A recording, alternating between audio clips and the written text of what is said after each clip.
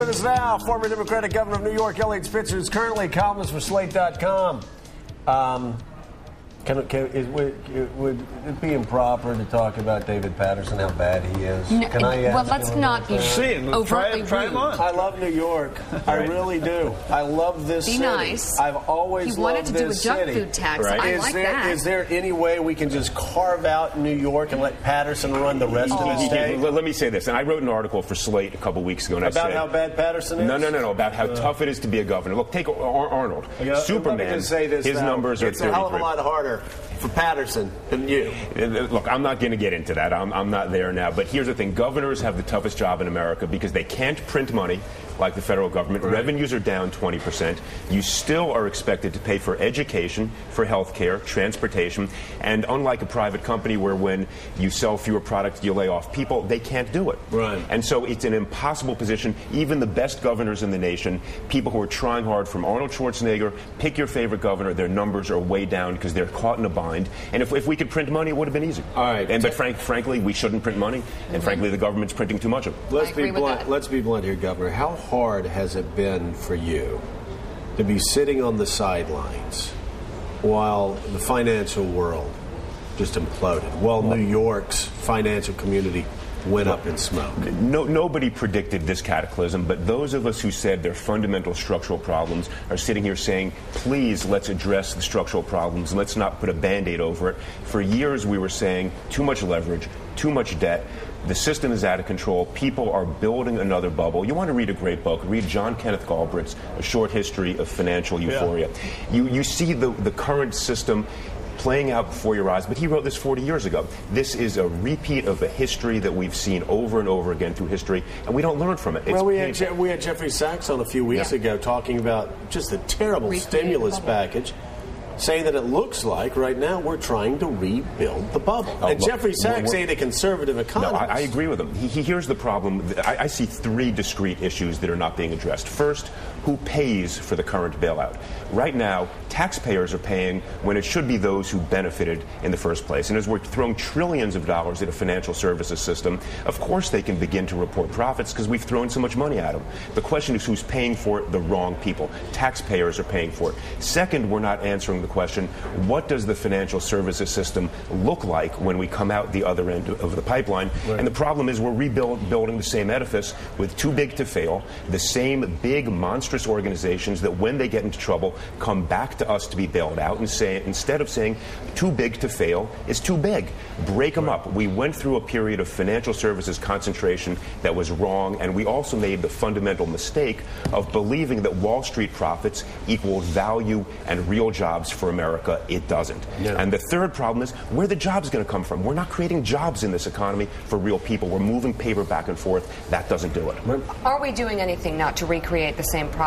Like we have these big companies now, a few of them, one at least at this point, looking to pay back some of the bailout money. It looks like a good move, but it raises the question, are they too big to fail? Sure, and what's to say that won't happen again? Everybody loves to say Goldman is a great institution. They're brilliant people there. But first, here's my question about paying back their TARP money. How about the $12.9 billion they got as a conduit payment from AIG? Through AIG, right. And I wrote about this weeks ago, and I said, wait a minute. We wrote an $80 billion check to AIG. Most of it was just cycled through to other banks, foreign banks included, to pay them 100% on the dollar on their credit default swaps when Goldman said they didn't even need the money. Now, they're going to get upset when I say this, but this is one of those rare moments where the Wall Street Journal editorial page and I agree. You can't just give them this money without saying we want something back in return, and what we need back is a restructured financial services system that doesn't just rake in money, get so big, but doesn't do what it needs to do, which is to raise money for real productive industries in this nation, and we've bled ourselves dry. Mike Barnicle. Wow. So, two-part question here. Yeah. One, with regard to AIG, I mean, they were a principal. I mean, you were after them, right? When you were governor and when you were attorney general. Right. So, how did it happen that AIG was allowed to turn itself into a veritable hedge fund in front of everyone's eyes? And the second part of the question is, don't you wish you were back as Attorney General or anything to get into this fight? The second one, of course I do, but I'm not, and so be it. And that's my own fault, and so I can't blame anybody else. The first part of the question... Oh, come on. Can't we blame Patterson? It's a lot more fun. The first part of the question is every financial services company became a hedge fund. They were making their money on proprietary trading, and they realized that doing the old-fashioned lending, which is what banks are supposed... there have been a lot of articles, banks should be boring. Banks should be lending to people who have a repayment schedule, who produce something. It should be an old-fashioned, boring business, and then you grow an economy. The easier way to make money was with razzle-dazzle. You get into these sophisticated credit default swaps and all the other acronyms that nobody understands, and the consequence is they book big profits at first, but it doesn't amount to anything, and none of the regulators understood them. The regulators failed.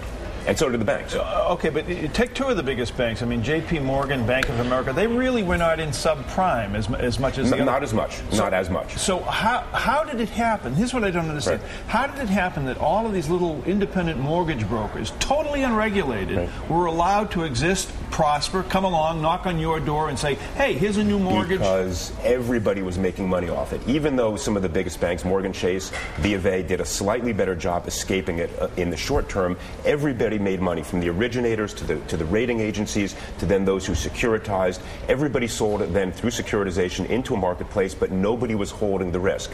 They thought you could wave a wand over it. It was like alchemy in the Middle Ages. Wave a wand over it, nobody had risk, and everybody printed money, and it didn't work. John Meacham. Sir, do you think that if the government had stepped in to save Lehman, it would have slowed or prevented the cascade? Yes, I think, frankly, if you want to understand AIG and why they wrote the $80 billion check, it was in a moment of panic that followed the Lehman debacle. There were plans to save Lehman. There were proposals that, and this is at some point somebody will write a history, and looking back at this point only serves so much purpose, but the Fed turned down plans that would have bailed out Lehman, I think, because they said we need to prove that somebody can fail, that we will not bail everybody out. So they were trying to make an ideological statement. They did let Lehman go over the cliff. Havoc resulted. They panicked. They said we can't do it twice in a row. AIG got a blank check. They got $80 billion without any questions being asked, and here we are. Do we need new regulations, or do we need the existing regulations enforced? Look, there probably is some small regulatory changes that should be put in place, rationalize the system, but let's not fall into the mistake of thinking a new regulation will solve the problem. The failure was on the part of bankers who didn't exercise any judgment whatsoever, and regulators who had the power who didn't use it. They had all the power they needed. They just didn't want to ask the hard questions. People there all drank the same Kool-Aid, believed the same ideological worldview, and here we are. Might you run for Attorney General? It's more fun to be on the sidelines, just talk. Actually, that's not true. It's frustrating. Well, Governor, let me ask you this question. You talk about panic, how people reacted after Lehman collapsed into panic.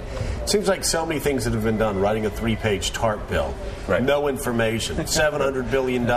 They hold a gun to Congress's head, say, pass this, or we're in the Depression. Right. The stimulus package, now that was the Bush administration that did it. Then the Obama administration comes in, they pass a steaming pile of garbage called the stimulus bill that's really not a stimulus bill as much as a political bill, and they put in Barack Obama says pass this or else we're in a depression.